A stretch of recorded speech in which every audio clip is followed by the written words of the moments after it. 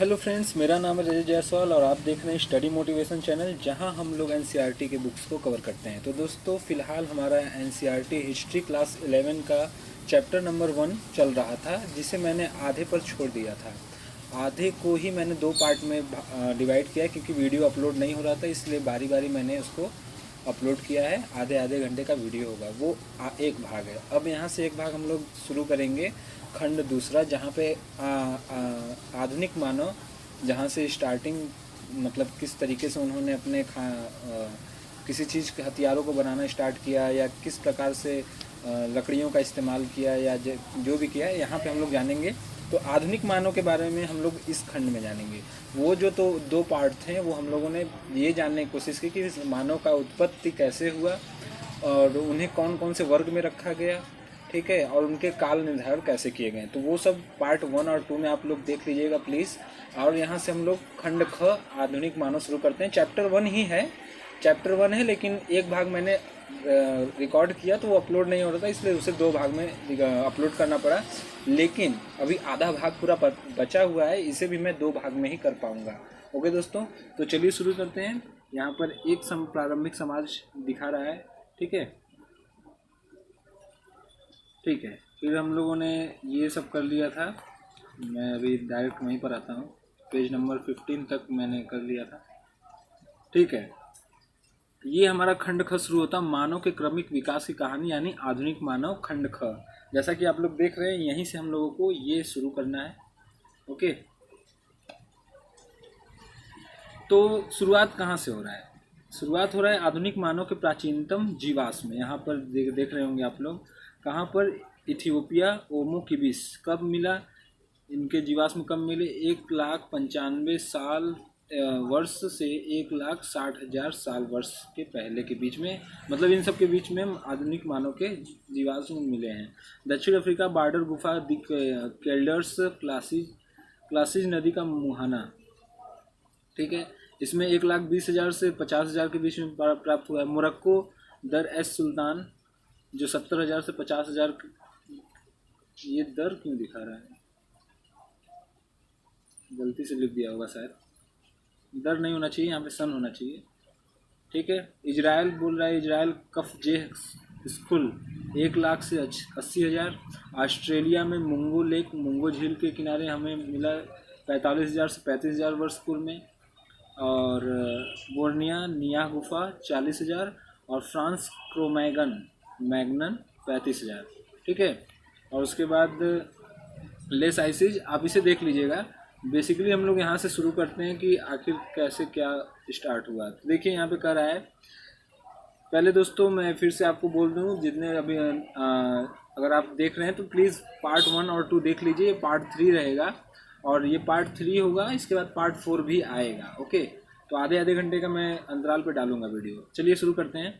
बोल रहा है, यदि आप इस तालिका पर नज़र डालें तो आप देखेंगे कि होमो सैपियंस के अस्तित्व के बारे में प्राचीनतम साक्ष्य हमें अफ्रीका के भिन्न भिन्न भागों से मिले हैं, ठीक। इससे यह प्रश्न उठता है कि मानव की उत्पत्ति का केंद्र कहाँ था?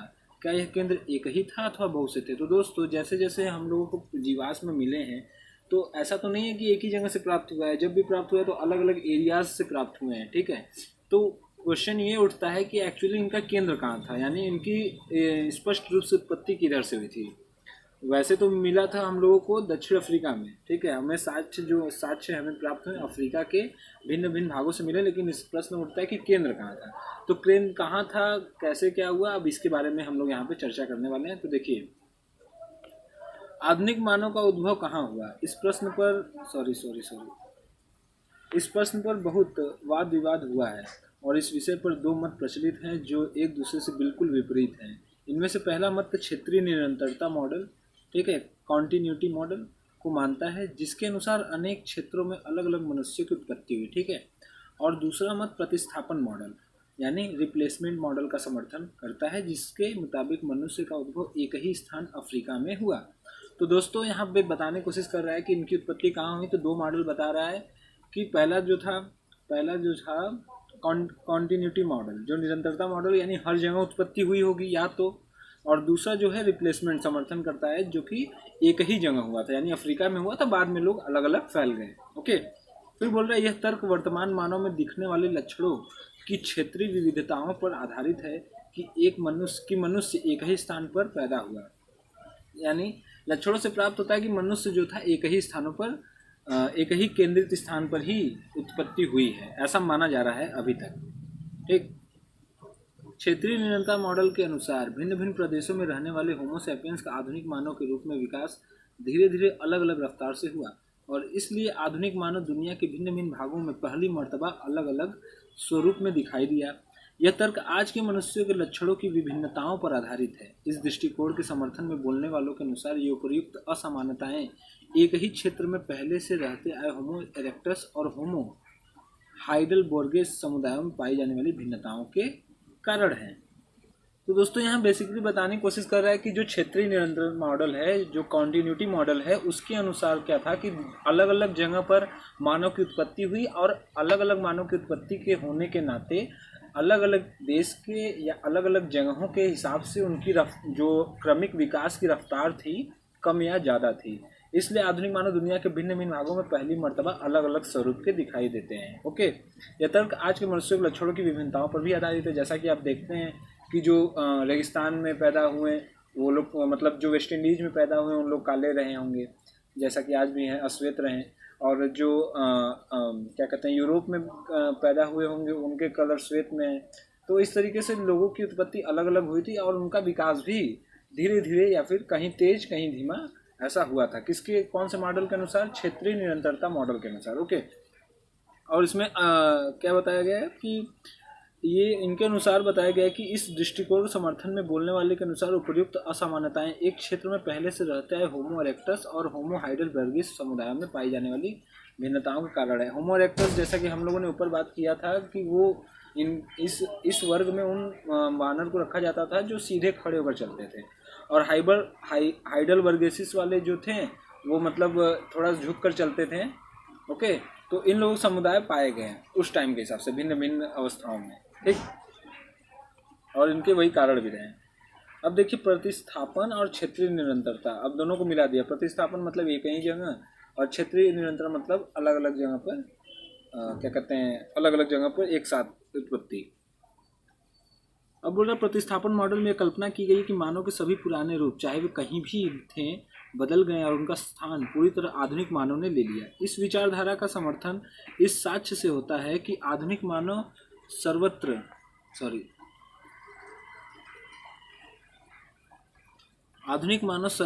शारीरिक और जननिक यानी उत्पत्ति मूलक समरूपता पाई जाती है। एक मिनट चलिए फिर से देखते हैं।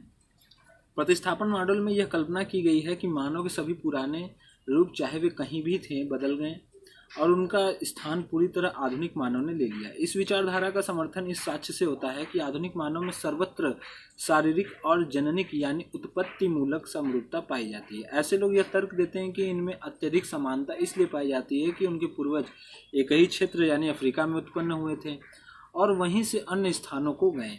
आधुनिक मानव के उन पुराने जीवाश्मों के साक्ष्य भी जो इथियोपिया में ओमो स्थान पर मिले हैं प्रतिस्थापन के मॉडल का समर्थन करते हैं। इस विचारधारा के विद्वानों का कहना है कि आज के मनुष्यों में जो शारीरिक भिन्नताएं पाई जाती हैं उनका कारण उन लोगों का परिस्थितियों के अनुसार हजारों वर्षों की अवधि में अपने आप को ढाल लेने है, जो उन विशेष क्षेत्रों में गए और अंतोगतः वहाँ स्थायी रूप से बस गए।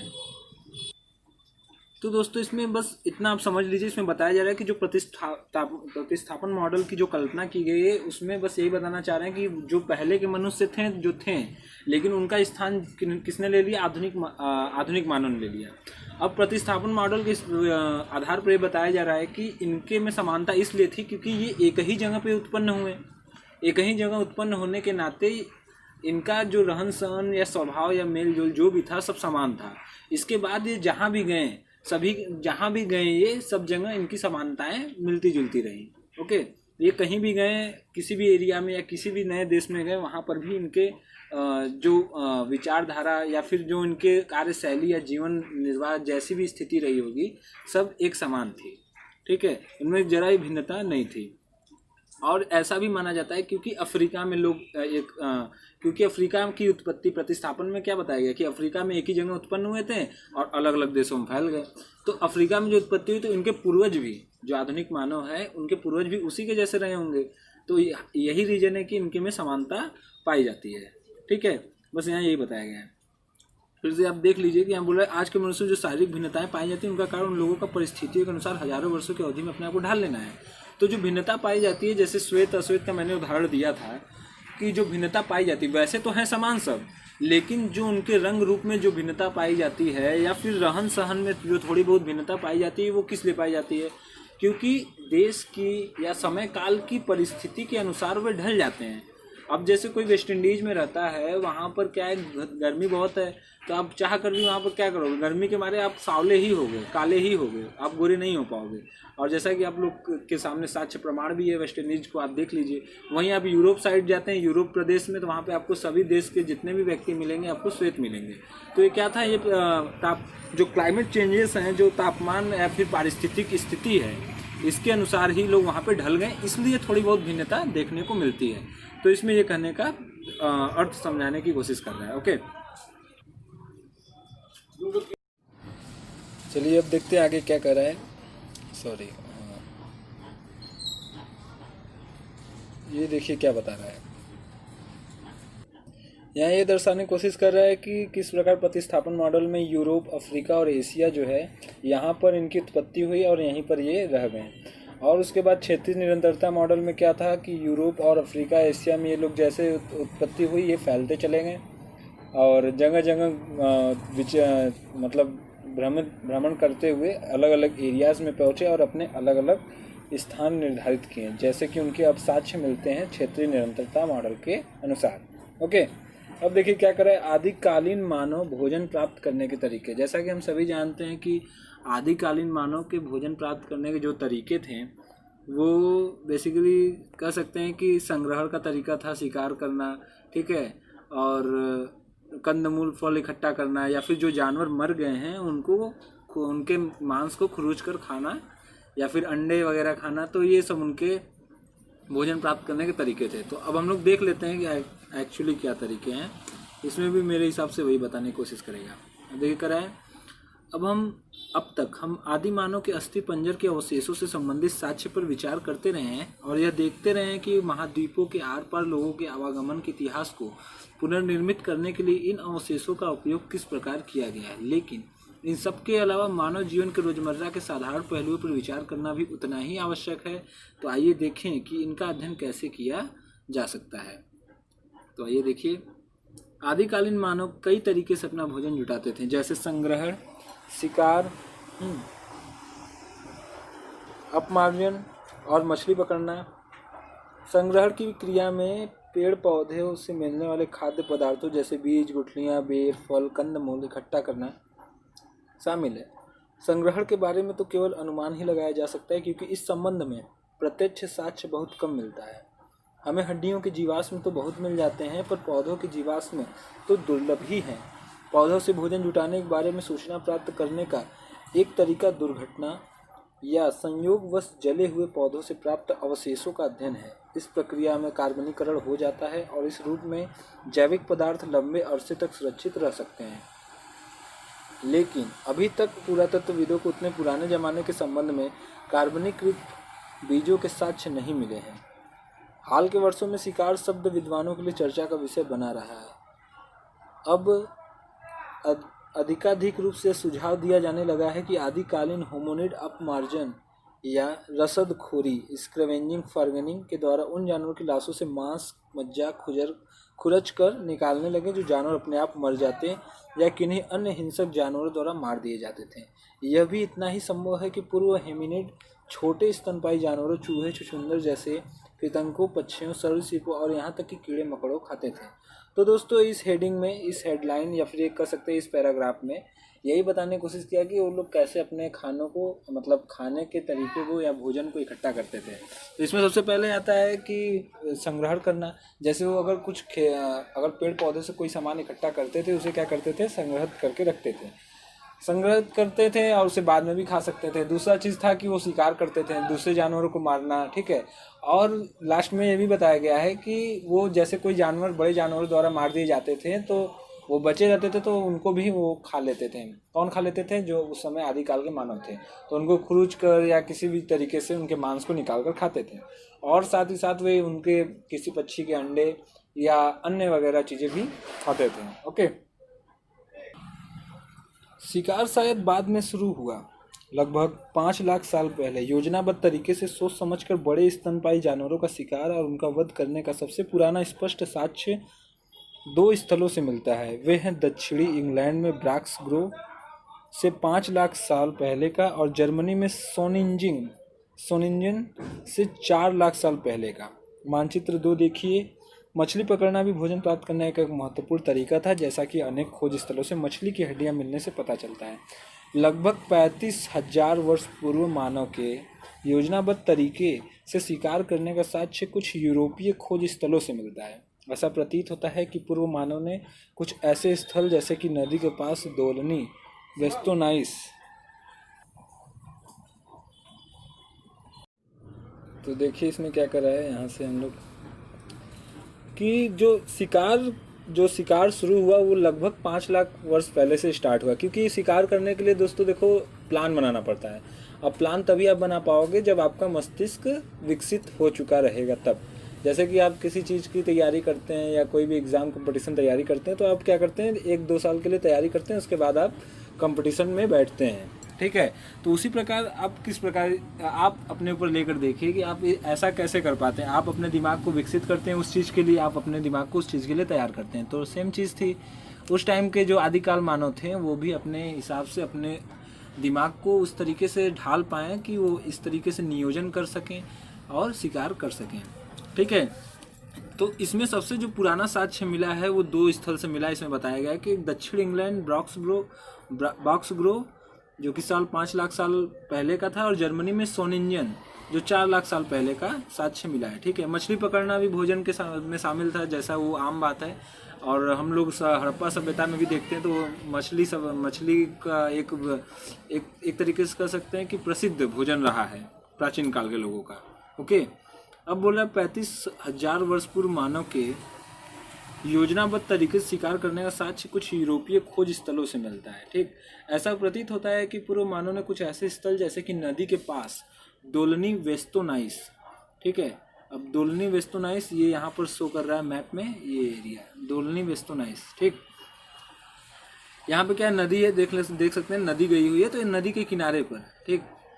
चेक गणराज्य के मानचित्र 2 में देखिए को समझकर शिकार के लिए चुना था। रेंडियर और घोड़ा जैसे स्थान बदलने वाले जानवरों के झुंड पतझड़ और वसंत के मौसम में संभवतः उस नदी के पार जाते थे, और तब उनका बड़े पैमाने पर शिकार किया जाता था। इन स्थलों का चुनाव इस बात का द्योतक है कि लोग जानवरों की आवाजाही के बारे में और उन्हें जल्द से बड़ी संख्या में मारने के तरीकों के बारे में जानते थे। क्या खाद्य पदार्थ इकट्ठा करने, मरे हुए जानवरों से मांस निकालने, शिकार करने, ठीक है, और मछली पकड़ने में स्त्री पुरुषों की भूमिकाएं भिन्न भिन्न होती थी। तो ऐसा क्वेश्चन पूछ रहा है। वास्तव में इस संबंध में हमारे पास कोई जानकारी नहीं है। आज भी ऐसे अनेक समाज हैं जो शिकार और संग्रहण के बल पर अपना भरण पोषण करते हैं। इनमें स्त्री पुरुष भिन्न भिन्न क्रियाकलाप संपन्न करते हैं, लेकिन जैसे कि हम इस अध्याय के परवर्ती अनुभागों में देखेंगे कि अतीत के साथ सदैव समानांतर तुलनाएं सुझाना संभव नहीं है। तो एक तरीके से दोस्तों यहाँ पे नदी के किनारे जो भी बसेरा हुआ, उन लोग क्या करते थे, नदी किनारे इसलिए भी बसते थे क्योंकि पतझड़ के मौसम में जो रेंडर और घोड़े प्रजाति के जो जानवर थे, जो घोड़े जो थे, जो मतलब अपना एरिया बदलते थे पतझड़ के मौसम में, तो वो क्या करते थे, पहले से उनके ताक में बैठे रहते थे। जैसे वो आते थे तो उनका शिकार किया जाता था। तो ये एक तरीके से उनका ये जीव का उपार्जन चलता था। तो नदी का किनारा जो है वो प्राचीन काल से ही एक तरीके से सभ्यता का निर्माण करते चला आ रहा है। और हम लोग अपने सिंधु घाटी सभ्यता और मोहनजोदड़ो ये सब भी देखते हैं, तो वो सिंधु नदी के किनारे पर ही बसे थे। तो एक ये प्रमुख स्रोत हो जाते थे जीविकोपार्जन के लिए, ठीक है। अब यहाँ पे बोल रहा है कि कहाँ गया, हाँ, क्या खाद्य पदार्थ इकट्ठा करने, मरे हुए जानवरों से मांस निकालने, शिकार, मछली पकड़ने स्त्री पुरुषों का भूमिकाएं भिन्न भिन्न होती थी? तो ऐसा मान सकते हैं कि भिन्न भिन्न रहा हो, क्योंकि देखो दोस्तों उस टाइम क्या था कि पारिवारिक वो तो सिस्टम था नहीं, परिवार चलाना ये वो, तो लोग सभी लोग अपने साथ मिलजुल कर ही सब काम करते थे, किसी को ऊपर कोई काम थोपा नहीं जाता था, क्योंकि इस तरीके से उनका मानसिक विकास नहीं हुआ था कि वो कुल में या किसी जाति में बंट पाएँ या कोई समूह में रह पाएँ। ठीक है, तो सभी लोग अपने हिसाब से सभी कार्य करते थे। ओके, और इसके बारे में पूर्णतः संयुक्त जानकारी भी नहीं है कि लोगों की क्या भिन्न भिन्न क्या योगदान रहे हों उस टाइम पे। तो ऐसा माना जा सकता है कि लोग साथ में ही सभी कार्य करते थे। अब यहाँ पे आ रहा है प्रारंभिक मानव, पेड़ों से गुफाओं तथा खुले स्थानों पर आवास। ठीक, प्रारंभिक मानव के रहन सहन के बारे में उपलब्ध साक्ष्य का पुनर्निर्माण करने की कोशिश करते हैं तो हम अपने आप को ज़्यादा सुनिश्चित आधार पर पाते हैं। उपलब्ध साक्ष्य का पुनर्निर्माण करने का तरीका यह है कि उनके द्वारा निर्मित शिल्प कृतियों में फैलाव की जांच करना। उदाहरण के लिए उनकी जीवन शैली के बारे में जानने का एक तरीका उनके द्वारा निर्मित वस्तुओं में फैलाव की जांच करना है। उदाहरण स्वरूप केन्या में किलोम्बे और ओलोरजे शैली के खनन स्थलों पर हजारों की संख्या में शल्क उपकरण और हस्त कुठार मिले हैं। ये औजार 7 लाख से 5 लाख साल पुराने हैं। तो अब यहाँ पर देखिए दोस्तों, आवास के बारे में बात किया जा रहा है कि वो किस तरीके से किस स्थान पे रहते थे। तो जाहिर सी बात है वो गुफाओं को अपना स्थान बनाते थे, आवास स्थान जहाँ पर वो रह सकते थे। ठीक है, क्योंकि उनके दिमाग में वही एक सेफ जगह दिखता था, गुफा, जो जितने भी गुफाएं थे वो वहाँ पर शरण अपना लेते थे। और जब वो वहाँ पे रहने लगते थे तो बहुत सारी चीज़ें, कलाकृतियाँ वो बनाते भी थे। तो जैसे चित्रकारी हो गया, या फिर किसी सीपी या सल्क या कोई पत्थर को लेकर अपना कलाकृति कर दिए या उसे किसी रूप में ढाल दिए। तो ये सब के भी साक्ष्य जो मिलते हैं वो हमें ये दर्शाते हैं कि उनका स्थल या फिर जो आवास था वो कहाँ पर रहा। ज़्यादातर वो गुफाओं में ही रहते थे। अब आगे बोल रहा है, ये इतने सारे औजार एक ही स्थान पर कैसे इकट्ठे हुए? ये संभव हो कि जिन कुछ स्थानों पर खाद्य प्राप्ति के संसाधन प्रचुर मात्रा में उपलब्ध थे वहां लोग बार बार आते रहे। ऐसे क्षेत्रों में लोग शिल्प कृतियों सहित अपने क्रियाकलापों के चिन्ह छोड़ जाते होंगे। ऐसा प्रतीत होता है कि पूरे परिदृश्य में एक ही क्षेत्रों में जमा शिल्प कृतियाँ मिलती हैं और वे क्षेत्र कुछ अलग से दिखाई पड़ते हैं। और जिन स्थलों पर लोगों का आवागमन कम होता था वहाँ ऐसी शिल्प कृतियाँ कम मात्रा में सतहों पर बिखरी हुई हैं। यहाँ यह भी याद रखना जरूरी है कि एक ही क्षेत्र में होमोनिड अन्य प्राइमेटों और मांस भक्षियों के साथ निवास करते थे। ठीक है, तो दोस्तों यहाँ बताने की कोशिश करें कि एक ही जगह पर शिल्प कृतियाँ क्यों मिलती थी। तो सबसे बड़ा रीज़न ये भी हो सकता है कि जहाँ पर खाद्य सामग्री की उपलब्धता ज़्यादा होती होगी तो वो बार बार वहाँ पे जाते रहेंगे, और जब ज़्यादा जाएंगे तो वो एरिया उनके लिए खास या प्रमुख हो जाएगा। तो वहाँ पे वो समय बिताएंगे तो कुछ ना कुछ जो चीज़ें साक्ष्य के रूप में छोड़ेंगे। तो वही हम लोगों को एक जगह पे कुछ ज़्यादा मिलते हैं, एक जगह पे कहीं कुछ कम मिलते हैं। ठीक, तो अच्छा ये भी बात है कि वो जहाँ पर रहते थे तो उसमें क्या होता था कि जो जहाँ पर रहते थे होमोनिड अन्य प्राइमेटों और मांस भक्षियों के साथ निवास करते थे। यानी ऐसा नहीं है कि सिर्फ आदि मानव ही वहाँ पर रहते थे, और भी बहुत सारे जो प्राइमेट्स के वर्ग या उपसमूह थे वो भी वहाँ पर स्थान ग्रहण करते थे। ठीक है, अब बोल रहा निम्नलिखित रेखा चित्र में देखिए कि ये कैसे होता था। यहाँ पर रेखा चित्र बनाया है और बता रहा है, यहाँ पर देखिए। ठीक है, इसे मैं ऐसे ही छोड़ दे रहा हूँ, आप इसे देख लीजिएगा। पेड़ों पर होमिनिड थे, पेड़ों पर अन्य स्तनपायी जानवर। ठीक, ऐसे मैं बता नहीं पाऊँगा, रुकिए एक मिनट देखिए। ठीक है, यहाँ पर पेड़ों पर होमिनिड पेड़ों पर रहते थे, पेड़ों पर अन्य स्तनपायी जीव रहते थे। ठीक है, पेड़ों पर भरण पोषण करते हुए तेंदुआ पेड़ पर उस पर उसको गिलहरी या कुछ ऐसे जानवर मिल जाते थे जिसे वो खा सकते थे। उल्लू रात में बैठ सकता था। मांस भक्षी लाते हुए, ठीक है, हड्डियाँ लाकर यहाँ पे छोड़ देते थे, तो ये एक एरिया बन गया। यहीं पर कहीं कहीं मैं बात किया ना ऊपर की, कहीं कहीं इन सब के साक्ष्य या उन सब के टुकड़े या फिर जो कलाकृतियाँ वो बहुत ज़्यादा मिलती हैं। तो एक तरीके से ये स्थान रहा होगा। तो एक ही स्थान पे कई प्रकार के जीव जंतु रहते थे, प्राइमेट के कई उपसमूह रहते थे। तो इसलिए सभी चीज़ों का एक रूप में एक ही जगह काफ़ी ज़्यादा मात्रा में देखने को मिलता है चीज़ें। ठीक है, यहाँ से प्रवेश करते थे, ये निकास का द्वार रहता होगा। ठीक, यहाँ पे देखिए पत्थर, होमोनिड लाते हुए पत्थर, ठीक, गैर होमोनिड स्तनपायी वस्तुओं को इधर उधर घुमाते हुए। तो ये इस तरीके से फिगर दर्शाया गया है। इसे आप एक बार पढ़ लीजिएगा, बहुत ज़्यादा इम्पोर्टेंट तो नहीं है लेकिन आप एक बार इसे रीड कर लीजिएगा। अब क्या कह रहा है कि इसको मैं थोड़ा जूम कर दूँ। 4 लाख से 1,25,000 पहले गुफाओं तथा खुले निवास क्षेत्र का प्रचलन शुरू हो गया। इसके साथ ही यूरोप के पूरा स्थलों में मिलते हैं। दक्षिण फ्रांस में स्थित लेजरेंट गुफा की दीवार को 12 × 4 मीटर आकार के एक निवास स्थान से काटकर बनाया गया है। अब देखिए फिर क्या बोल रहा है, 4 लाख वर्ष से 1,25,000 वर्ष पहले गुफाओं तथा खुले निवास क्षेत्र का प्रचलन शुरू हो गया। इसके साथ ही यूरोप के पूरा स्थलों में मिलते हैं। दक्षिण फ्रांस में स्थित लेजरेंट गुफा की दीवार को 12 × 4 मीटर आकार के एक निवास स्थान से सटाकर बनाया गया है। इसके अंदर 2 चूल्हों और भिन्न भिन्न प्रकार के खाद्य स्रोतों जैसे फलों, वनस्पति बीजों, काष्ठ फलों, पक्षियों के अंडों और मीठे जल की मछलियों, ट्राउट, पर्च और कार्प के साक्ष्य मिले हैं। एक और पूरा स्थल दक्षिणी फ्रांस के समुद्र तट पर स्थित टेरा अमाटा में घास फूस और लकड़ी की छत वाली कच्ची कमजोर झोपड़ियाँ सामयिक मौसमी प्रवास के लिए बनाई जाती थी। तो एक तरीके से ये कहा जा रहा है कि 4 लाख वर्ष से 1,25,000 वर्ष पूर्व तक इन्होंने क्या किया कि गुफाओं से एक तरीके से भ्रमण करना शुरू कर दिया। एक गुफाओं से दूसरे गुफाओं पर मतलब एक तरीके से चलना प्रारंभ कर दिया। तो चलते चलते क्या होता था, जो वो जहाँ रुकते थे या कुछ समय के लिए जहाँ पर रुकते थे वो क्या करते थे, झोपड़ियों के अपने घर बनाते थे। ठीक है, और इसके साथ से जो है यूरोप और फ्रांस में भी देखने को मिलते हैं। अब मैं आपको ये बताऊंगा, यहाँ पर एक फिगर दिखाऊंगा, ये टेरा अमाटा का है। ये टेरा अमाटा का पुनर्निर्मित एक झोपड़ी का चित्र है, जिस प्रकार से यहाँ बनाया जाता था। यहाँ पर आप देख रहे होंगे कि ये सेंटर में दिया गया है। ये क्या है, ये एक तरीके से इनका कह सकते हैं चूल्हा रहा होगा, यहाँ पर ये खाना बनाते रहे होंगे। और ये जो छोटे छोटे पत्थर देख रहे हो आप, यहाँ औजार बनाते रहे होंगे बैठकर। तो ये उनके जीविकोपार्जन जब कहीं रुकते थे तो ये इस तरीके से कार्य करते थे। अपनी झोपड़ी बना लिए, उसमें रह रहे हैं, छोटा सा गड्ढा कर दिया, उसमें आग जलाकर अपने खाने पका रहे हैं। साथ ही साथ पत्थरों के औजार नए बना रहे हैं ताकि जितने भी शिकारी हैं उनको पकड़ सकें या उनका शिकार कर सकें। ठीक है, अब आइए, अब कर रहा है केन्या में चेशोवांजा और दक्षिण अफ्रीका में स्वार्टकांस में पत्थर के औजारों के साथ साथ आग में पकाई गई चिकनी मिट्टी और जली हुई हड्डियों के टुकड़े मिले हैं, जो 14 लाख से 10 लाख साल पुराने हैं।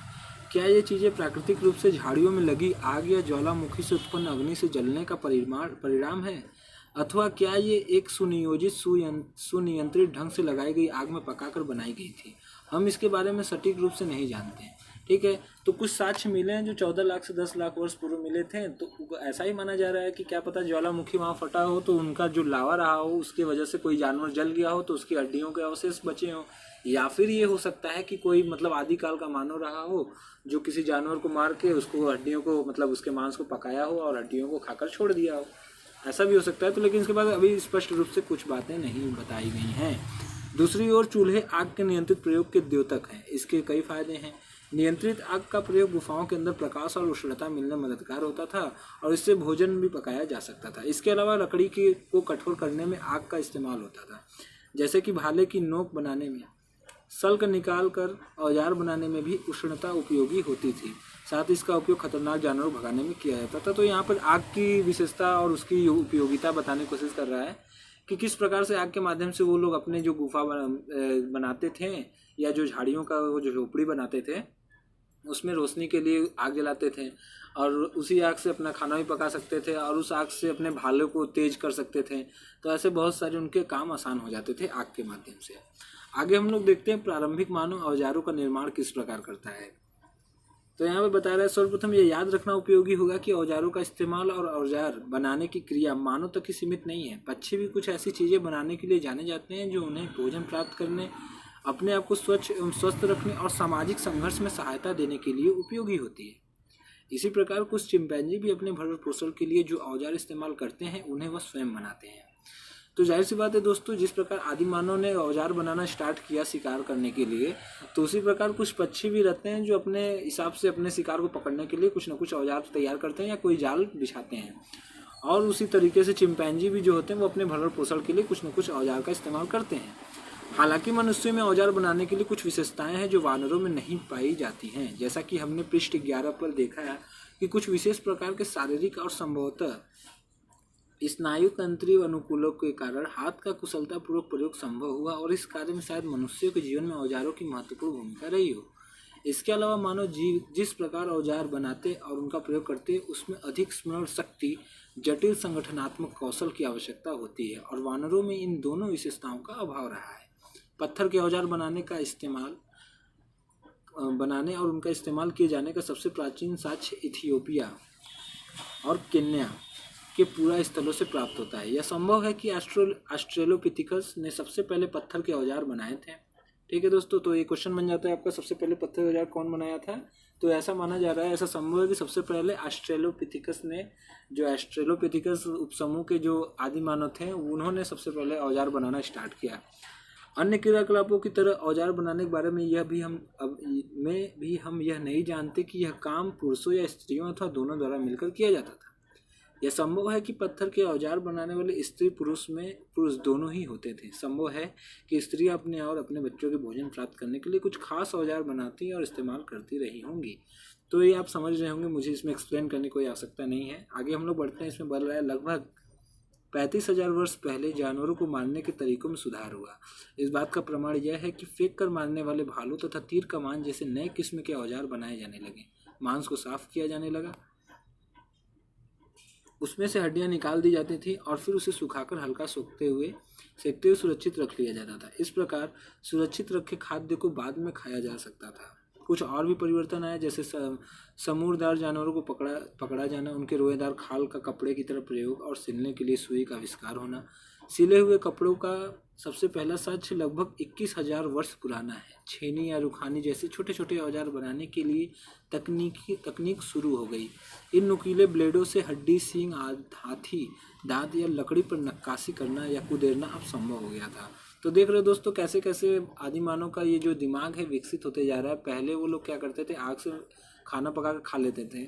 उसके बाद उन्होंने धीरे धीरे अपने मस्तिष्क का विकास किया, तो क्या किए, मांस को साफ करने लगे, उनको धोकर रखने लगे ताकि वो बाद में उसका यूज किया जा सके। ठीक है, उसके बाद वो जो रोएदार जैसे भेड़ हो गए या फिर जैसे तेंदुआ या फिर कोई भी जानवर जिनका खाल मोटा हो, उनको वो निकाल कर रखने लगे ताकि सर्दियों में उसका उपयोग कर सकें। और जब भालों को नोक करने लगे तो उनके माध्यम से नक्काशी के भी काम किए जा सकते थे लकड़ी वगैरह पर, और हाथी के दांत को भी कुरेद कर उसको नया आकार दिया जा सकता। तो इस तरीके से उन्होंने अपने दिमाग को थोड़ा विकसित किया और उसका उपयोग किया। ठीक है, अन्य चीज़ों में बनाने में। यहाँ पर एक छोटा सा दिखा रहा है किस प्रकार का है। बोल रहे एक भाला प्रक्षेपक यंत्र, इसके हत्थे पर की गई नक्काशी देखिए। वाह क्या बात है। इसमें देख रहे हो दोस्तों, इसमें एक घोड़े और किसी छिपकली का फिगर बनाया गया है। यहाँ देखिए, ये एक तरीके से मुझे लग रहा है गाय या फिर कोई घोड़ा है, आप समझ लीजिएगा इसमें। तो बोल रहा है ये एक भाला प्रक्षेपक यंत्र, इसके हत्थे पर की गई नक्काशी देखिए। भाला प्रक्षेपक यंत्र के प्रयोग से शिकारी अधिक लंबी दूरी तक भाला फेंकने में सफल हुए। क्या आप इस औजार का कोई और लाभकारी उपयोग बता सकते हैं? तो बताइएगा कमेंट बॉक्स में, आपके लिए पूरी तरह खुला हुआ है, उसमें कमेंट करिए। यहाँ पर पंच ब्लेड तकनीक की उपस्थिति बता रही है, किस प्रकार से पत्थर काटकर उसके औजार बनाए जाते थे और लकड़ी में उसको घुसाकर उसका एक तरीके से कुल्हाड़ी के जैसे प्रयोग किया जाता था। इसे आप पढ़ लीजिएगा एक बार। ये सब इतने इम्पॉर्टेंट तो नहीं है, लेकिन एक बार। ठीक है, अब आते हैं संप्रेषण एवं संचार के माध्यम। अब हमने देख लिया कि आदि मानव का विकास हुआ, आधुनिक मानव ने भी विकास किया और साथ ही साथ अपने खाने पीने की सिस्टम को उन्होंने चेंज किया और अपने मस्तिष्क का उपयोग करते हुए कलाकृतियाँ और नक्काशी ये सब प्रयोग किया। ठीक है, अब हम देखते हैं कि उनके संप्रेषण या बातचीत करने के माध्यम क्या रहे होंगे। आखिर वो एक जगह से दूसरी जगह अपने बात को कैसे पहुँचाते रहे होंगे, या उनकी भाषा और कला किस प्रकार से विकसित हुई और किस प्रकार उस समय थी। ठीक है, देखिए इसमें बोला जीवित प्राणियों में मनुष्य ही एक ऐसा प्राणी है जिसके पास भाषा है। भाषा के विकास पर कई प्रकार के मत हैं। होमिनिड भाषा में अंग विक्षेप, हाव भाव या हाथों का संचालन, हिलाना शामिल था। उच्चरित भाषा से पहले गाने या गुनगुनाने जैसे मौखिक या अशाब्दिक संचार का प्रयोग होता था। मनुष्य की वाणी का प्रारंभ संभवतः आह्वान या बुलाव की क्रिया से हुआ था, जैसा कि नर वानरों में देखा जाता है। प्रारंभिक अवस्था में मानव बोलने में बहुत कम ध्वनियों का प्रयोग करता होगा। धीरे धीरे ये ध्वनियाँ ही आगे चलकर भाषा के रूप में विकसित हो गई। उच्चरित यानी बोली जाने वाली भाषा की उत्पत्ति कब हुई? सुझाव दिया जाता है कि होमो हैबिलिस के मस्तिष्क में कुछ ऐसी विशेषताएं थी जिनके कारण उसके लिए बोलना संभव हुआ होगा। इस प्रकार संभवतः भाषा का विकास सबसे पहले 20 लाख वर्ष पूर्व शुरू हुआ होगा। मस्तिष्क में हुए परिवर्तनों के अलावा स्वर तंत्र का विकास भी उतना ही महत्वपूर्ण था। ठीक, स्वर तंत्र का विकास लगभग 2 लाख वर्ष पहले हुआ था। स्वर तंत्र का विकास, इसका संबंध खास तौर पर आधुनिक मानव से रहा है। एक तीसरा सुझाव यह है कि भाषा कला के साथ साथ लगभग 4,40,000 से 35,000 साल पहले विकसित हुई। उच्चरित भाषा का विकास कला के साथ घनिष्ठ रूप से जुड़ा रहा है, क्योंकि ये दोनों ही संप्रेषण यानी विचार अभिव्यक्ति के माध्यम हैं। तो ऊपर दोस्तों आप समझ गए होंगे कि संचार के माध्यम क्या थे उस टाइम पे और भाषा कला क्या थी। तो संचार के माध्यम में होमोनिड जो थे वो हाव भाव से ही अपने बातचीत करते थे, जैसे हवा में हाथ हिला देना या गर्दन हिला देना। ठीक है। दूसरा था उच्चरित भाषा में गुनगुनाने जैसे भाषाएं शामिल हो गए। फिर मनुष्य के वाणी का प्रारंभ ऐसा माना जाता है कि धीरे धीरे नर वानरों में देखा गया, जो कि बाद में धीरे धीरे जो पहले थे वो धीमे बोलते थे, बाद में तेजी से बोलने लगे। तो क्या हुआ भाषा का रूप ले लिया। ठीक, और इसका विकास 2 लाख वर्ष पहले हुआ, जबकि ऐसा माना जा रहा है कि आधुनिक मानव के समय से ही इसका विकास होना प्रारंभ हुआ। तो जाहिर है, क्योंकि पहले तो हम लोग एक तरीके से जानवर की कैटेगरी में ही आते रहे थे। प्राइमेट्स वगैरह जो कैटेगरी थी वो हम लोगों का पूर्ण रूप से मानव तो था नहीं, वो एक्चुअली तो जानवर ही थे। तो उसमें भाषा का कोई उतना मूल नहीं था, ना उतना ज्ञान ही था। 2 लाख वर्ष पहले तक आधुनिक मानव एक तरीके से संपन्न हो, मतलब अपने मस्तिष्क का प्रयोग करने लगा था, इसलिए भाषा का निर्माण उस समय वाजिब है।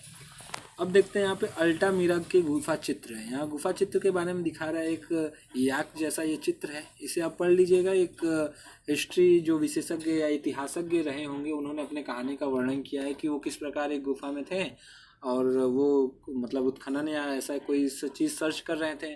तो उनकी बेटी ने ऊपर देखकर बोला, पापा देखो वो याक है। तो उनको समझ नहीं आया, उनको लगा कि ये झूठ बोल रही है, लेकिन उन्होंने जब देखा तो वो भी हैरान हो गए एक समय के लिए। फिर ऐसा आप पढ़ लीजिएगा, इसमें ऐसा ही कोई कहानी है। ठीक है, चलो आगे देखते हैं। अब क्या बोल रहा है, फ्रांस में स्थित लेस्कॉक्स और सोवे की गुफाओं में और स्पेन में स्थित अल्टामीरा की गुफा में जानवरों की सैकड़ों चित्रकारियां पाई गई हैं, जो 30,000 से 12,000 साल पहले के बीच में कभी बनाई गई। इनमें गोरों, घोड़ों, साकिन, हिरनों, मैमथों यानी विशालकाय जानवरों, गैंडों, शेरों, भालुओं, तेंदुओं, लकड़बग्घों और उल्लुओं के चित्र शामिल हैं। ठीक है। इन चित्रों पर जितने उत्तर नहीं दिए गए उससे अधिक प्रश्न उठाए गए। उदाहरण स्वरूप इन गुफाओं के कुछ हिस्सों में चित्र क्यों हैं जबकि अन्य हिस्सों में नहीं है? कुछ खास जानवरों को ही चित्रित क्यों किया गया है, दूसरे जानवरों को क्यों नहीं? पुरुषों को अकेले अलग अलग समूहों में भी चित्रित किया गया जबकि स्त्रियों को केवल समूह में ही क्यों? केवल पुरुषों को ही जानवरों के साथ चित्रित किया गया, स्त्रियों को कभी नहीं, क्यों? तो ये सब क्वेश्चन उस टाइम पे थे। जानवरों के समूहों को गुफाओं के उन भागों में क्यों चित्रित किया गया है जहां आवाज़ अच्छी तरह पहुंचती थी? तो इसका उत्तर अब देखिए क्या बता रहा है। तो इन प्रश्नों के अनेक स्पष्टीकरण दिए गए। इनमें से एक यह है कि चूंकि जीवन में शिकार का महत्व है, इसलिए जानवरों की चित्रकारियां धार्मिक क्रियाओं, रस्मों और जादू टोना से जुड़ी होती थी। शायद चित्रकारी इसलिए की जाती थी कि ऐसी रस्म अदा करने से शिकार करने में सफलता मिली। दूसरा स्पष्टीकरण यह दिया गया कि शायद ये गुफाएं संगम स्थल थी जहां लोगों के छोटे छोटे समूह मिलते थे या इकट्ठा होकर सामूहिक क्रियाकलाप संपन्न करते थे।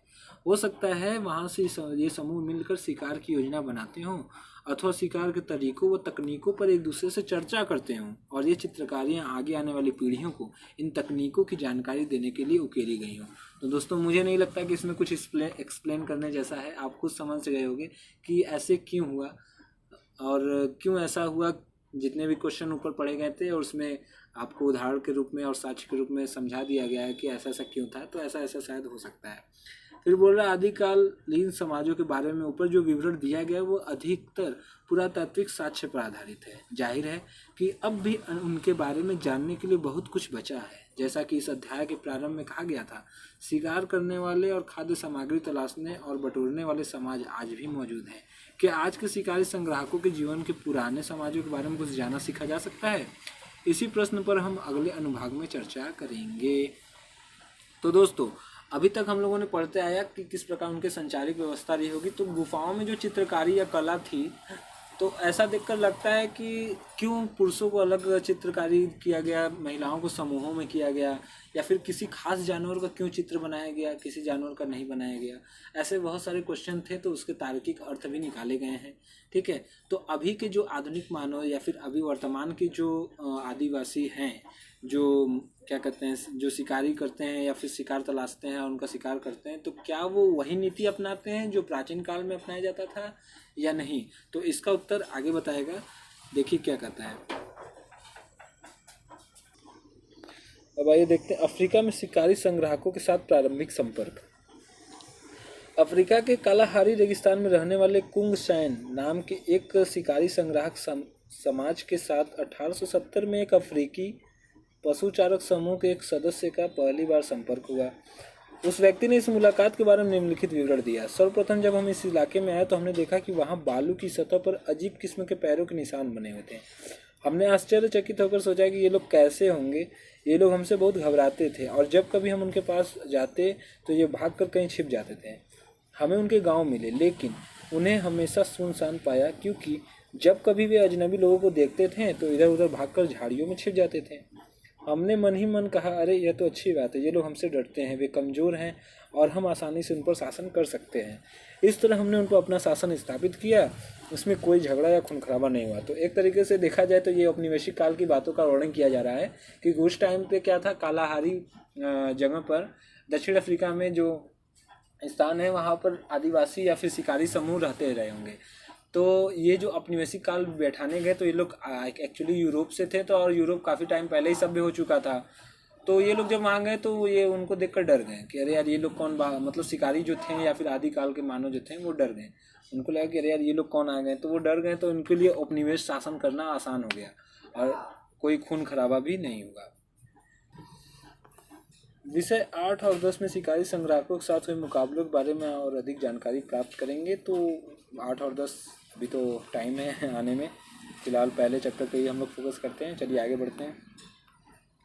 हाथजा जनसमूह। तो यहाँ पर पहले दिखाया जा रहा है मानव विज्ञान क्या है। एंथ्रोपोलॉजी एक ऐसा विषय है जिसमें मानव संस्कृति और मानव जीव विज्ञान के विकासीय पहलुओं का अध्ययन किया जाता है। तो ये आप जानते ही होंगे मेरे हिसाब से, अगर नहीं जानते तो आप आज जान गए होंगे।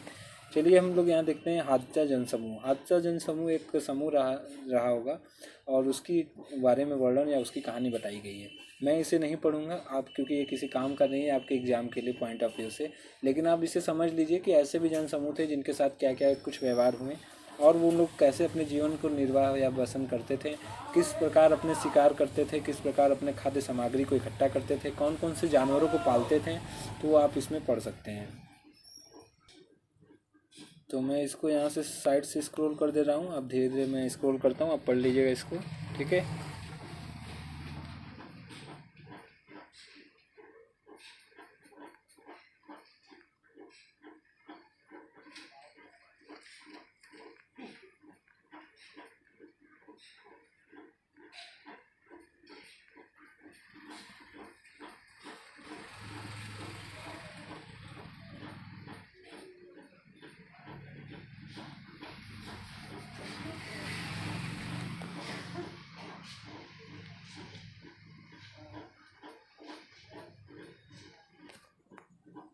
अब आता है शिकारी संग्राहक समाज वर्तमान से अतीत की ओर, ठीक है। अब जो शिकारी संग्राहक समाज है जो इस टाइम वर्तमान प्रेजेंट टाइम में है, तो उसका अतीत की ओर यानी पहले कैसे थे और अब के उनके स्वभाव में क्या बदलाव आया है, वो हम लोग इसके अंतर्गत पढ़ेंगे, ठीक है। चलिए देखते हैं क्या कह रहा है। जैसे जैसे मानव विज्ञानियों द्वारा किए गए अध्ययनों के माध्यम से आज के शिकारी संग्राहकों के बारे में हमारा ज्ञान बढ़ा है, हमारे सामने यह प्रश्न उपस्थित हुआ कि क्या वर्तमान शिकारी संग्राहक समाजों के बारे में प्राप्त जानकारी का उपयोग सुदूर अतीत के मानव के जीवन को पुनर्निर्मित करने में किया जा सकता है। इस मुद्दे पर इस समय दो परस्पर विरोधी विचारधाराएं चल रही हैं। एक ओर तो विद्वानों का एक ऐसा वर्ग है जिन्होंने आज के शिकारी संग्राहक समाजों से प्राप्त विशिष्ट तथ्यों तथा आंकड़ों का सीधे अतीत के पुरातत्वीय अवशेषों की व्याख्या करने के लिए उपयोग कर लिया है। उदाहरण के लिए कुछ पुरातत्वविदों का कहना है कि 20 लाख साल पहले के होमिनिड स्थल जो तुर्काना झील के किनारे स्थित है संभवतः आदिकालीन मानवों के शिविर या निवास स्थान थे, जहां वे सूखे के मौसम में आकर रहते थे। ऐसी ही पद्धति वर्तमान हादजा और कुंद सैन समाजों में पाई जाती है। दूसरी ओर कुछ ऐसे विद्वान हैं जो यह महसूस करते हैं कि संजाति वृत्त संबंधी तथ्यों और आंकड़ों का उपयोग अतीत के समाजों को समझने के लिए नहीं किया जा सकता, क्योंकि दोनों चीज़ें एक दूसरे से बिल्कुल भिन्न हैं। उदाहरण के लिए आज के शिकारी संग्राहक समाज शिकार और संग्रहण के साथ साथ कई आर्थिक क्रियाकलापों में लगे रहते हैं, जैसे जंगलों में पाई जाने वाली छोटी छोटी चीज़ों का विनिमय और व्यापार करना अथवा पड़ोस के किसानों की खेतों में मजदूरी करना। इसके अलावा ये समाज भौगोलिक, राजनीतिक और सामाजिक यानी सभी दृष्टियों से हाशिए पर हैं। वे जिन परिस्थितियों में रहते हैं वह आरंभिक मानव की अवस्था से बहुत भिन्न है। तो दोस्तों इस तरीके से हम जान पाएँ कि जो वर्तमान से अतीत की ओर, ये हेडिंग का मतलब यही है कि जो इस टाइम के जो शिकारी संग्राहक समूह हैं वो वर्तमान से किस प्रकार भिन्न है। तो वर्तमान में क्या था दोस्तों, इस तरीके के सामाजिक, भौगोलिक या फिर आर्थिक दृष्टिकोण तो नहीं अपनाते थे लोग, उस टाइम पे तो ये सब थी नहीं। तो अभी के जो संग्राहक हैं, जो अभी के शिकारी संग्राहक समूह हैं, वो लोग ये सब चीज़ों का बड़ा ध्यान रखते हैं। वो लोग आर्थिक व्यवस्था भी अपना करते हैं, छोटी छोटी चीज़ों को बनाते हैं या डलिए वगैरह बनाते हैं या लकड़ी का उपयोग करते हैं। तो ये सब को बेचते हैं, उससे कुछ आमदनी होता है तो वो क्या करते हैं, जीविकोपार्जन करते हैं। कभी कभी वो मजदूरी भी कर लेते हैं। तो पहले ये सब नहीं था। तो वही बताने की कोशिश कर रहा है कि राजनीतिक, सामाजिक यानी सभी दृष्टियों से हासिल, मतलब कि वे जिन परिस्थितियों में रहते हैं वो आरंभिक मानव की अवस्था से बहुत भिन्न है। यानी कि ये इस टाइम में जिस परिस्थिति में है आज के जो शिकारी समूह हैं वो पिछले जो शिकारी समूह थे उनसे काफ़ी तरीके से भिन्न हैं। उसमें बहुत सारे भेद अब हो गए हैं। ठीक है। एक अन्य समस्या यह है कि आज के शिकारी संग्राहक समाजों में आपस में भी बहुत भिन्नता है। कई मुद्दे पर तो परस्पर विरोधी तथ्य दिखाई देते हैं, जैसे वे सब समाज शिकार और संग्रहण को अलग अलग महत्व देते हैं। उनके आकार भिन्न भिन्न यानी छोटे बड़े होते हैं और उनकी गतिविधियों में भी अंतर पाया जाता है। भोजन प्राप्त करने के मामलों में श्रम विभाजन को लेकर भी कोई आम सहमति नहीं है। यद्यपि आज भी अधिकतर स्त्रियां ही खाने पीने की सामग्री जुटाने का काम करती हैं और पुरुष शिकार करते हैं, लेकिन ऐसे समाजों के भी उदाहरण मिलेंगे जहां स्त्रियां और पुरुष दोनों ही शिकार और संग्रहण तथा औजार बनाने का काम करते हैं। स्थितियां जो भी हों, इस बात से इनकार नहीं किया जा सकता कि ऐसे समाजों में स्त्रियां भी भोजन जुटाने में अपना महत्वपूर्ण योगदान देती हैं। संभवतः इसी बात से सुनिश्चित होता है कि आज के शिकारी संग्राहक समाजों में स्त्री पुरुष दोनों की भूमिका अपेक्षाकृत एक समान ही होती है, यद्यपि इसमें समाजों के अंदर कुछ अंतर है। वर्तमान स्थिति ऐसी होने पर अतीत के बारे में कोई निष्कर्ष निकालना कठिन है। तो दोस्तों इस प्रकार से आप ये भी जान पाएँ कि जो स्त्रियां और पुरुष के जो उपयोगिता थे या फिर जो अपने कार्य को करते थे तो एक तरीके से भिन्न भिन्न थे, लेकिन वो कार्य एक ही तरीके से लोग करते थे। ऐसा नहीं था कि वो अलग करेंगे या अलग करेंगे, ऐसा बिल्कुल नहीं था। जैसा कि आज के शिकारी संग्राहक में देखने को मिलता है कि जो स्त्रियां रहती हैं वो घर बार संभालती हैं और जो पुरुष रहते हैं वो शिकार करने जाते हैं। लेकिन ऐसा नहीं कि स्त्रियां सिर्फ घर बारी संभालती, वो भी छोटे मोटे शिकार करती हैं या फिर वो भी जो पुरुषों के कार्य रहते हैं वो भी करते हैं, और पुरुष भी जो रहते हैं वो स्त्रियों के कार्य भी करते हैं। तो ऐसा कहा जा सकता है कि दोनों में मेलजोल था और किसी भी कार्य को लेकर पृथकता नहीं थी। ठीक है, दोनों का योगदान बराबर रहा है, चाहे प्राचीन काल से देखा जाए चाहे अभी के वर्तमान काल में देखा जाए। ठीक।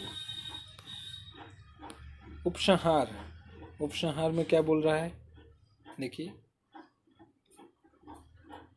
लाखों सालों तक मानव जंगली जानवरों का शिकार करके और जंगली पेड़ पौधों को इकट्ठा करके अपना भरण पोषण करते रहे थे। फिर 10,000 से 4,500 वर्ष पहले तक दुनिया के भिन्न भिन्न भागों में रहने वाले लोगों ने कुछ जंगली पौधों को अपने उपयोग के लिए उगाना और जानवरों को पालतू बनाना सीख लिया।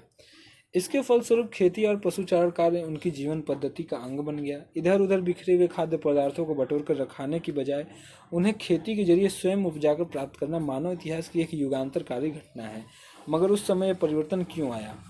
तो दोस्तों पहले क्या था, 10 लाख साल पहले या लाखों साल पहले मानव इस तरीके से सभ्य नहीं था। लेकिन आज से 10,000 से 4,000 4,500 साल पहले क्या हुआ, उनके अंदर कुछ युगांतरकारी बदलाव आए जिसके माध्यम से उन्होंने क्या किया, जो सामान बिखरे हुए रहते थे उसको उन्होंने इकट्ठा किया और उसके खुद उपज बनाया, यानी खुद से उगाने लगे और उसे ही खाने लगे। और जो भ्रमित करते थे या घूमते फिरते थे वो एक जगह स्थान पर रहने लगे और खेती व्यवस्था को समृद्ध किया और बढ़ाया। ठीक, लेकिन ऐसा क्यों परिवर्तन हुआ, ऐसा क्यों हुआ, तो आइए जानते हैं ऐसा क्यों हुआ। लगभग 13,000 साल पहले अंतिम हिमयुग का अंत हो गया और उसके साथ ही अपेक्षाकृत अधिक गर्म और नम मौसम की शुरुआत हो गई। दोस्तों आपको याद होगा जब हम लोग स्टार्ट में पढ़ रहे थे पार्ट 1 या पार्ट 2 में ऐसा उल्लेख है, पार्ट 1 में ही है कि जब हिमाच्छादन हो रहा था, जब बर्फ गिरने लगे थे तो वहाँ की जलवायु शुष्क हो गई थी, तो वहाँ के जो आदि मानव रहे होंगे वो क्या किए, विलुप्त हो गए, लुप्त हो गए, या और कुछ जो ऐसे थे जो उस मौसम में ढल गए या अपने आप को ढाल लिया वो बचे रह गए। तो एक क्वेश्चन ऊपर ऊपर उठा था कि वो क्यों लुप्त हो गए, आखिर वो कहाँ गए। तो ये था कि जो हिमाच्छादन के प्रभाव और जो क्लाइमेट चेंज है उनको जिसने सह लिया वो बचे रह गए, जो उपसमूह सह लिया वो बचे रह गए, जो उपसमूह नहीं सह पाया वो लुप्त हो गए। तो यहाँ पे बता रहे जो उसका अंत कब हुआ, हिमयुग का अंत हो गया कब, लगभग 13,000 साल पहले। ठीक है, उसके साथ ही अपेक्षाकृत अधिक गर्म और नम मौसम की शुरुआत हो गई। इसके फलस्वरूप जंगली जौ और गेहूं जैसे अनाज के पौधे उगाने के लिए परिस्थितियां अनुकूल हो गई। साथ ही जैसे जैसे खुले जंगलों और घास के मैदानों का विस्तार होता गया वैसे वैसे जंगली भेड़ों, बकरियों, मवेशियों, सुअरों और गधों जैसे जानवरों की संख्या में भी वृद्धि होती गई। इससे यह इंगित होता है कि मानव समाज धीरे धीरे ऐसे इलाकों को अधिक पसंद करने लगे जहां इन जंगली घास-फूस और जानवरों की बहुतायत थी। इसके अलावा अब पहले से काफ़ी बड़े जन समुदाय ऐसे इलाकों में वर्ष के अधिकांश भाग में लगभग स्थायी रूप से रहने लगे। चूँकि कुछ इलाकों को अपेक्षाकृत अधिक पसंद किया जाता था, इसलिए वहाँ भोजन की आपूर्ति बढ़ाने के लिए दबाव बढ़ने लगा। संभवतः इसी कारण से कुछ खास किस्म के पौधों को उगाने और जानवरों को पालने की प्रक्रिया चालू हो गई। इससे यह स्पष्ट प्रतीत होता है कि जलवायु परिवर्तन, जनसंख्या का दबाव, कुछ खास किस्म के पौधों जैसे गेहूं, जौ, चावल और मोठ, बाजरा आदि, और जानवरों जैसे भेड़, बकरी, मवेशी, गधा और सूअर आदि की जानकारी और उस पर मनुष्य की निर्भरता जैसे अनेक कारकों ने मिलकर ऐसा परिवर्तन लाने में अपनी भूमिका अदा की। तो दोस्तों जो टर्निंग पॉइंट थी वो 13,000, आज से 13,000 वर्ष पूर्व जो हिमाच्छादन था वो बंद हो गया। बंद होने से क्या हुआ, गर्म वायु हुआ, जब पृथ्वी पर गर्म वायु हुआ तो वहाँ पे क्या हुआ, खेती करने के लिए परिस्थिति जो थी अनुकूल हो गई। तो जब खेती करने लगे तो वहाँ पे रहने लगे, तो शिकार जो अन्य जानवर थे उनसे बचाने के लिए वो लोग क्या करने लगे, कुत्तों वगैरह को पालने लगे। ठीक, उनके और साथ ही साथ जो अन्य मतलब साधन के रूप में उपयोग करने लगे, बैल घोड़ों का। तो इस तरीके से उनके अंदर इस तरह बदलाव आने लगा। ठीक है, फिर कह रहा है एक ऐसा क्षेत्र जहाँ आज से लगभग 10,000 साल पहले खेती और पशुचारण यानी पैस्टोरलिज्म प्रारंभ हुआ। यह फर्टाइल क्रिसेंट यानी उर्वर अर्धचंद्राकार क्षेत्र मध्य सागर के तट से लेकर ईरान में जाग्रोस पर्वतमाला तक फैला हुआ था। खेती की प्रथा चालू हो जाने से लोगों ने एक स्थान पर पहले ज़्यादा लंबे समय तक टिकना शुरू कर दिया। इस प्रकार गोरे, कच्ची ईंटों और पत्थरों में भी स्थायी घर बनाए जाने लगे। ये पुरातत्वविदों को ज्ञात प्राचीनतम गांव में से कुछ है। ठीक, खेती और पशुचारण से कई अन्य परिवर्तन प्रारंभ हुए, जैसे मिट्टी के ऐसे बर्तन बनाना जिसमें अनाज तथा अन्य उपजों को रखा जा सके और खाना पकाया जा सके। इसके अलावा पत्थर के नए किस्म के औजारों का इस्तेमाल होने लगा। हल जैसे अन्य उपकरण खेती के काम आने लगे। धीरे धीरे लोग तांबा, रांगा जैसी धातुओं से परिचित हो गए। मिट्टी के बर्तन बनाने और परिवहन के लिए पहिए का इस्तेमाल होने लगा। लगभग 5,000 साल पहले इससे भी अधिक संख्या में लोगों के समूह एक साथ शहरों में रहने लगे। ऐसा क्यों हुआ, शहरों तथा अन्य बस्तियों में क्या अंतर है, ऐसे ही प्रश्न का उत्तर जानने के लिए अध्याय 2 पढ़िए। तो दोस्तों इस प्रकार से हमारा ये चैप्टर भी कंप्लीट हो गया। तो पार्ट के हिसाब से देखा जाए तो मैं अभी इसे रिकॉर्ड कर रहा हूँ। अगर मैं कोशिश करूँगा इसे पूरा अपलोड करने का, अगर अपलोड हो जाता है तो ठीक है, नहीं तो इसके अंदर भी पार्ट आपको 3 और 4 देखने को मिलेगा, क्योंकि मैंने ऑलरेडी पार्ट 1 और 2 अपलोड कर दिया है इसी चैप्टर का। जिन्होंने नहीं देखा उसे प्लीज़ देख लीजिएगा, क्योंकि बीच में से देखने से आपको समझ नहीं आएगा। हाँ, आधुनिक मानव के बारे में आप समझ सकते हो, लेकिन उनका उत्पत्ति कैसे हुआ, कैसे उन्होंने सर्वाइव किया और उनके मस्तिष्क का विकास कैसे हुआ, वो आपको पार्ट 1 और 2 में ही देखने को मिलेगा। ठीक है, ये काल रेखा है, इसे आप एक बार पढ़ लीजिएगा, जैसा कि मैंने पहले काल रेखा में जिस प्रकार पहले पार्ट में बताया था। आप इसे देख लीजिएगा और मैं यहाँ पर इसको स्क्रॉल कर दे रहा हूँ। ठीक, कब कौन से सन में क्या हुआ, काल रेखा 2 देखिए, दफनाने की प्रथा सबसे पहला साक्ष्य कब कब मिला, होमो इरेक्टस का लोप, स्वर तंत्र का विकास कब हुआ, नर्मदा घाटी भारत में आद्य होमो सैपियंस की खोपड़ी कब मिली। ठीक है, ये सब क्वेश्चन बन सकते हैं क्योंकि ये सब चैप्टर में नहीं थे, नर्मदा घाटी वगैरह। आधुनिक मानव का प्रादुर्भाव कब हुआ, नियंडरथल मानव।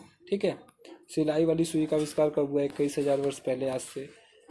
ओके, यह पूर्वी अफ्रीका की विभ्रंश घाटी है, यहाँ पे बताया है यहाँ पे। ठीक है, तो ये इस तरीके से कंप्लीट हो गया क्वेश्चन से दोस्तों। हाँ, मैं एक बात और बोल दूं कि इसके मैं नोट्स, मैंने एक तरीके से इसका इम्पोर्टेंस नोट्स तैयार किया हुआ है, जो कि मैं आपको जल्दी इस चैप्टर के बाद में कराने वाला हूँ। उसमें आपको क्या होगा कि आपको पूरा संपूर्ण सार मिल जाएगा।